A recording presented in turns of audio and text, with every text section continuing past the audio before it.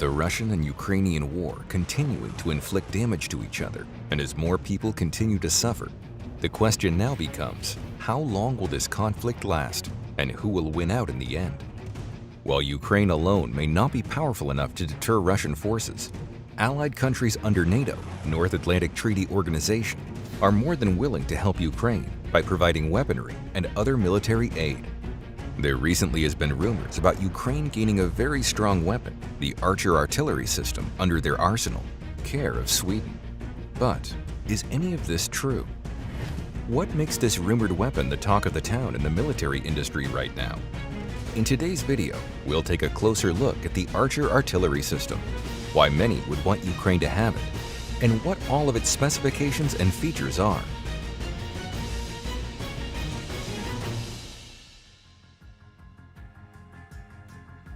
If you enjoy content like these, go ahead and like and subscribe to this video, as I appreciate all of your support.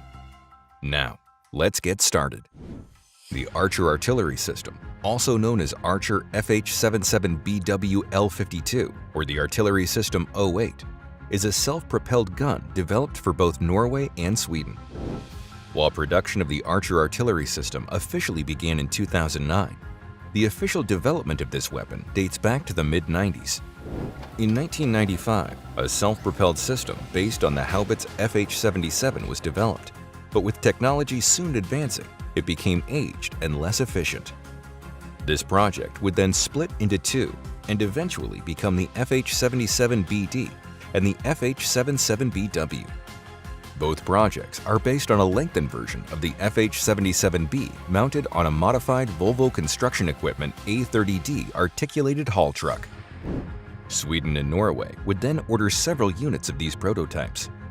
Eventually, the contract to develop this weapon was awarded to Bofors, now known as BAE Systems Bofors.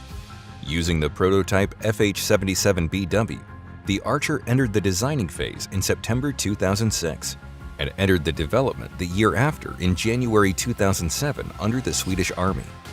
In 2008, the Swedish government approved the final development and procurement of the Archer artillery system. Later that year, Sweden and Norway would sign a cooperative agreement in developing the Archer artillery system. BAE Systems would head the development of the artillery stem, except for the remote weapon system, which was handled by Kongsberg Defence and Aerospace. The Archer was initially set to make its military debut in 2011, but due to unforeseen technical problems, it made its military service debut in October 2013 instead. While the Swedish Army completed its first 4 pre-serial production FH-77BW-L52 Archer systems on September 23, 2013, the Norwegian government withdrew from the project on December 1, 2013. As it is a very new weapon, currently, only the Swedish Army has a hold of this weapon. The US and the Swiss Army are both looking to obtain this weapon, as both forces have inspected the system in 2022. As mentioned, the Norwegian Army backed away from obtaining this weapon, with reports claiming that they ordered 24 units of the Archer. Since Norway did not push through with the purchase of the 24 Archer units, these instead went to the Swedish Army, who already had 24 units, totaling 48 Archer units in their possession. The Archer artillery system is a self-propelled gun that is mounted on a modified Volvo A30D 6x6 articulated all-terrain hauler vehicle. Going to the dimensions, the first thing you'll notice about the Archer artillery system is its massive length. Its overall length measures at a whopping 14.1 meters. Its width measures at around 3 meters, and its height measures at around 3.3 meters, though the height can reach 4 meters if equipped with the Lemur system, a fire control system by BAE Systems as well. The system weighs in at approximately 33,500 kilograms. The vehicle is designed for high strategic, operational, and tactical mobility. The vehicle runs on a 340 horsepower diesel engine that allows for a very impressive maximum speed of 90 kilometers per hour at a cruising range of 400 to 500 kilometers. The suspension used for the vehicle is a 6x6 solid axles multi-link hydraulic suspension, which allows the vehicle to move even under 100 centimeter deep snow. The wheels of the vehicle are emergency ready, as they are of the Hutchinson AM VFI brand. This allows the vehicle to continue driving even if all the wheels are punctured or blasted from mines. Despite the vehicle weighing almost 40 tons, the vehicle can be transported via aircraft through the new A400M aircraft, though the vehicle can be transported via railroad as well. A large hydraulically operated stabilizer is located in the rear of the chassis and is lowered with the vehicle in the selected firing position. The vehicle is heavily armored, able to protect the crew inside against 7.62mm rounds, armor-penetrating rounds, and 6-kilogram mines. The vehicle cabin and engine compartment are fully armored, and the cab is filled with bullet and fragmentation-proof windows. The cabin holds up to 4 crew members inside, as the weapon system itself is operable by 3 to 4 people. The crew consists of 1 commander, 1 driver, and 1 or 2 operators, though in case of emergencies, a driver and gunner can operate the vehicle. Mounted on top of the vehicle is a remote-controlled weapon station, RWS, that acts as the self-protection system of the vehicle. The RWS is operated remotely. It has mounted sensors and a stabilized weapon with sensors underneath the weapon. The whole unit costs approximately $4,500,000. The main weapon of the Archer artillery system is the 155mm 52 caliber gun howitzer. This gun is equipped with target acquisition and direct fire features, which allow for accurate and deadly targeting. The gun is connected to numerous systems for better accuracy and precision. This includes a fire control system, a laying system, an efficiently set up line of power cables and flow lines, inertial navigation, and a muzzle velocity radar. The gun has an intensive fire rate of 20 rounds in 2.5 minutes, calculating to about 75 rounds per hour, whereas reloading is estimated to be around 10 minutes. The vehicle carries 21 155mm projectiles in the fully automatic magazine. If used with Bay Boffers rounds, the firing range is around 35 kilometers. However, if slotted with precision-guided Raytheon Boffers M982 Excalibur rounds, this firing range extends to an impressive range of 60 kilometers. In addition, the Excalibur rounds are equipped with a GPS guidance system, meaning that despite the long range, this ammunition does not lose accuracy or precision on its way to the target. As mentioned earlier in the video, another weapon is equipped on the roof of the vehicle. This is a remote-controlled Lemur 7.62mm general-purpose machine gun that boasts many features which allow for lethal firing.